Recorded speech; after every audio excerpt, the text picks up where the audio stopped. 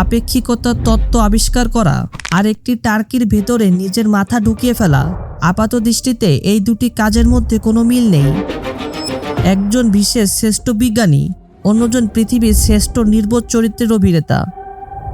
কিন্তু যদি বলি আইনস্টাইন এবং মিস্টার বিনের মস্তিষ্ক আসলে একই গোপন সূত্রে কাজ করে, যদি বলি মহাবিশ্বের রহস্য সমাধান করা এবং মানুষকে হাসানো উভয়ই আসলে মস্তিষ্কের একই নিউরাল নেটওয়ার্কের খেলা। আমরা যাকে জিনিয়াস বলি আর যাকে কমেডি বলি, তাদের মাঝখানের দেওয়ালটা আমাদের কল্পনার চেয়েও অনেক বেশি পাতলা। আজ আমরা প্রবেশ করব সেই নিষিদ্ধ জগতে যেখানে বিজ্ঞান আর হাস্যরস মিলেমিশে এক হয়ে যায়। আইকিউ বা ইন্টেলিজেন্স কোশেন্ট শব্দটা শুনলে আমাদের চোখের সামনে ভেসে ওঠে চশমা পরা কোনো গম্ভীর মানুষের ছবি। কিন্তু রোয়ান অ্যাটকিনসন, যাকে আমরা মিস্টার বিন হিসেবে চিনি, তার আইকিউ 178 বলে ধারণা করা হয়, যা আইনস্টাইনের চেয়েও বেশি হতে পারে। তিনি অক্সফোর্ড বিশ্ববিদ্যালয় থেকে ইলেকট্রিক্যাল ইঞ্জিনিয়ারিংয়ে মাস্টার্স করেছেন, অথচ পর্দায় তিনি কথা বলেন না, অদ্ভুত সব কাণ্ড ঘটান। এখানে এসেই আমাদের সাধারণ ধারণা হোঁচট খায়। আসলে উচ্চ বুদ্ধিমত্তা মানে কেবল তথ্য মনে রাখা নয়, এটি হলো সংযোগ স্থাপন করার ক্ষমতা। নিউরোসায়েন্সের ভাষায় একে বলা হয় অ্যাবস্ট্রাক্ট রিজনিং। অ্যালবার্ট আইনস্টাইন যখন স্থান ও কালের সম্পর্ক নিয়ে ভাবছিলেন, তিনি আসলে এমন দুটি বিষয়ের মধ্যে সংযোগ খুঁজছিলেন যা আগে কেউ ভাবেনি। ঠিক একইভাবে রোয়ান অ্যাটকিনসন যখন একটি দৃশ্যের পরিকল্পনা করেন, তিনি এমন দুটি পরিস্থিতির মধ্যে সংযোগ ঘটান যা স্বাভাবিকভাবে ঘটার কথা নয়। মস্তিষ্কের প্রিফ্রন্টাল কর্টেক্স, যেখানে আমাদের সিদ্ধান্ত গ্রহণ এবং জটিল চিন্তা জন্ম হয়, সেখানেই হাস্যরসের জন্ম। একটি কৌতুক বুঝতে হলে মস্তিষ্ককে ন্যানো সেকেন্ডের মধ্যে 3টি কাজ করতে হয়। প্রথমত, স্বাভাবিক প্যাটার্নটি বোঝা। দ্বিতীয়ত, সেই প্যাটার্নটি ভেঙে যাওয়া লক্ষ্য করা। এবং তৃতীয়ত, সেই ভাঙা প্যাটার্নের মধ্যে নতুন একটি অর্থ খুঁজে বের করা। একজন পদার্থবিদ ঠিক এই প্রসেসটি ব্যবহার করেন একটি নতুন তথ্য আবিষ্কারের সময়। আইনস্টাইন তার বিখ্যাত থট এক্সপেরিমেন্টগুলোতে ঠিক এই পদ্ধতি ব্যবহার করতেন। তিনি নিজেকে আলোর কণার সাথে ছুটতে দেখতেন, যা সাধারণ যুক্তিতে হাস্যকর কিন্তু বিজ্ঞানের দৃষ্টিতে ছিল বৈপ্লবিক। কমেডি এবং কোয়ান্টাম ফিজিক্সের মধ্যে মিলটা কোথায়? একজন বিজ্ঞানী বিশ্বকে দেখেন একটি পাজেল হিসেবে। তিনি তথ্যের বিশৃঙ্খলার মধ্যে একটি প্যাটার্ন বা নিয়ম খুঁজেন।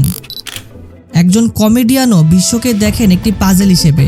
একে বলা হয় ইনকংগ্রুইটি থিওরি বা অসঙ্গতি তত্ত্ব।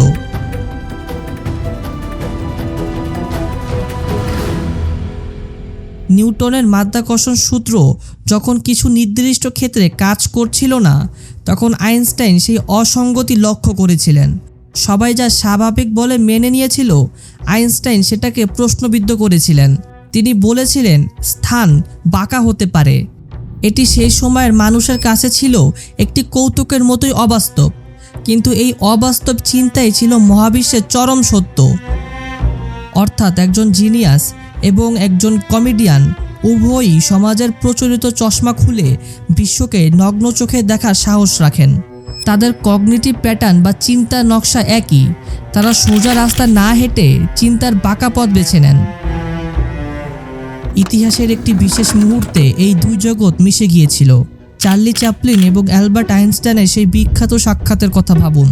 এটি কেবল সৌজন্য বিনিময় ছিল না, এটি ছিল দুটি সুপার ব্রেনের একে অপরকে চিনে নেওয়ার মুহূর্ত। আইনস্টাইন মহাবিশ্ব পর্যবেক্ষণ করতেন টেলিস্কোপ দিয়ে নয়, মন দিয়ে। অ্যাটকিনসন বা চ্যাপলিন সমাজ পর্যবেক্ষণ করতেন মাইক্রোস্কোপিক দৃষ্টি দিয়ে। রোয়ান অ্যাটকিনসন তার তোতলামো সমস্যার কারণে ছোটবেলায় কম কথা বলতেন। তিনি সেই দুর্বলতাকে শক্তিতে রূপান্তর করেছিলেন তার পর্যবেক্ষণ ক্ষমতা দিয়ে। অন্যদিকে আইনস্টাইন কথা বলতে শিখেছিলেন অনেক দেরিতে। তিনিও ছিলেন একজন নীরব পর্যবেক্ষক। তাদের এই নীরবতাই তাদের মস্তিষ্কের এমন কিছু দরজা খুলে দিয়েছিল যা সাধারণ মানুষের জন্য বন্ধ থাকে। আইনস্টাইনের সেই বিখ্যাত জিহ্বা বের করা ছবিটি কেন আইকনিক? কারণ সেটি একজন বিজ্ঞানীর মানবিক এবং রসবোধ সম্পন্ন দিকটি প্রকাশ করে। তিনি দেখিয়ে দিয়ে গিয়েছেন যে মহাবিশ্বের সবচেয়ে জটিল রহস্য সমাধান করার জন্য মনের নমনীয়তা বা কগনিটিভ ফ্লেক্সিবিলিটি প্রয়োজন, আর এই ফ্লেক্সিবিলিটি হলো হিউমারের মূল ভিত্তি। অন্যদিকে রোয়ান অ্যাটকিনসন মিস্টার বিন চরিত্রের মাধ্যমে প্রমাণ করেছেন যে ভাষা ছাড়াও যোগাযোগ সম্ভব। তিনি দেখিয়েছেন মানুষের বোকামিগুলো কত গভীরভাবে বুদ্ধিদীপ্ত হতে পারে। কিন্তু এর পেছনে ছিল অক্সফোর্ডের সেই ইঞ্জিনিয়ারের নিখুঁত ক্যালকুলেশন। টাইমিং, বডি ল্যাঙ্গুয়েজ এবং এক্সপ্রেশনের এই নিখুঁত সমীকরণ কোনো সাধারণ মস্তিষ্কের কাজ নয়। অ্যালবার্ট আইনস্টাইন বলেছিলেন, সৃজনশীলতা হলো বুদ্ধিমত্তা যখন সে মজা করে। এই একটি বাক্যেই তিনি পুরো রহস্যটি ভেদ করে গেছেন। বুদ্ধিমত্তা এক রৈখিক নয়, এটি একটি বর্ণালী, এবং সেই বর্ণালীর এক প্রান্তে যদি থাকেন আইনস্টাইন, তবে অন্য প্রান্তে অবশ্যই আছেন রোয়ান অ্যাটকিনসন। প্রশ্ন হলো, আমরা কি আমাদের মস্তিষ্কের এই দুই জগৎকে মিলিয়ে দেখতে প্রস্তুত?